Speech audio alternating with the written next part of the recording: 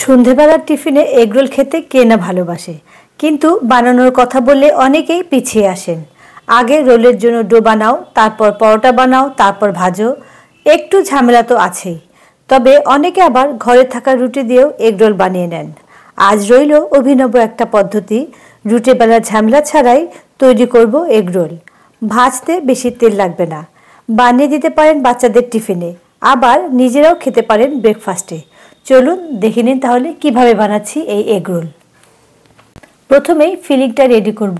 এখানে নিয়েছি ধনেপাতা কুচি, শসা কুচি, পেঁয়াজ কুচি, বাঁধাকপি কুচি, বাঁধাকপির ভেতরের সাদা নরম অংশটা নিয়েছি, আর নিয়েছি কাঁচা লঙ্কা কুচি। সব কিছুই আমি ঝিরিঝিরি করে কেটে নিয়েছি। চাইলে এখানে গাজরও গ্রেট করে দিতে পারেন। এগুলো এখন একটা মিক্সিং বোলের মধ্যে আমি ঢেলে নিচ্ছি। এবারে এর মধ্যে দিচ্ছি স্বাদ মতো নুন, পরিমাণ মতো গোলমরিচ, বেশ কিছুটা টমেটো সস আর বেশ কিছুটা মেয়োনিজ। সব কিছু ভালো করে এখন মিশিয়ে নিচ্ছি।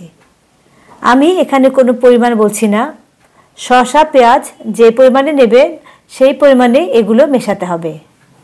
চাইলে এর মধ্যে অল্প লেবুর রসও দিতে পারেন। এবারে এটাকে আমি একটা সাইডে রেখে দিচ্ছি।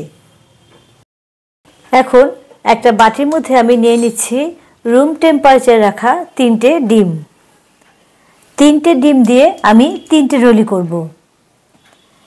এবারে এই ডিমের মধ্যে দিচ্ছি স্বাদ মতো নুন, বড় দেখে একটা পেঁয়াজ কুচি আর 2টো কাঁচা লঙ্কা কুচি।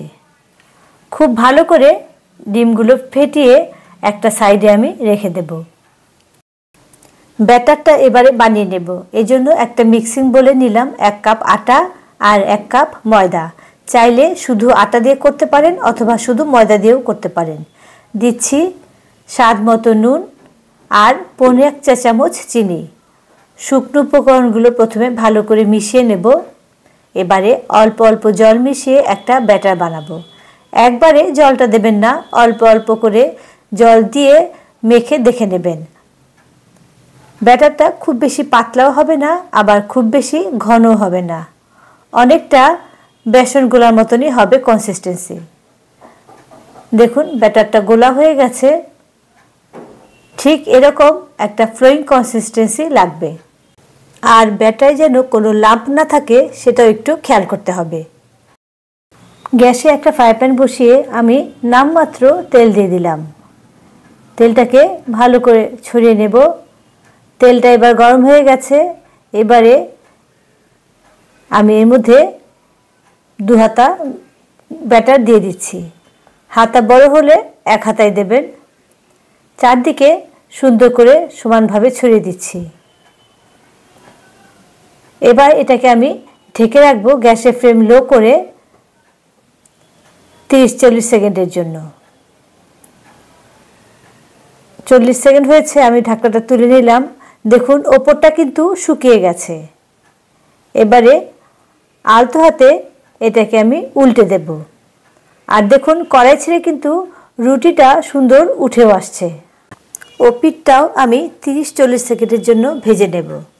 তারপর ডিমের যে গোলাটা করেছিলাম সেখান থেকে কিছুটা ডিম নিয়ে আমি রুটির ওপরে এরকম চারদিকে সুন্দর করে ছড়িয়ে দিচ্ছি। আর চারদিকে 1/2 চামচের মতো তেল আমি দিয়ে দিলাম।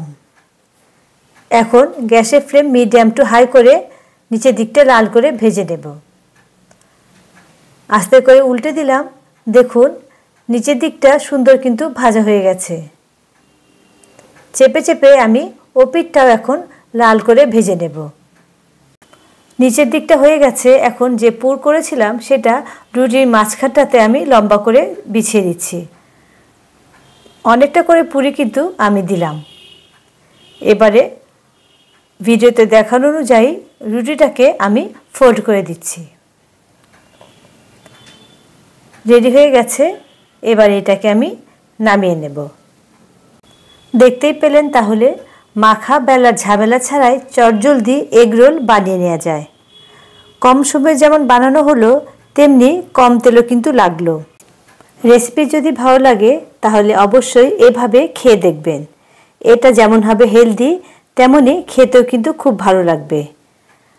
আগে থেকে চিকেন সেদ্ধ করে সেটাও শসা পেঁয়াজের সাথে মিশিয়ে নিতে পারেন।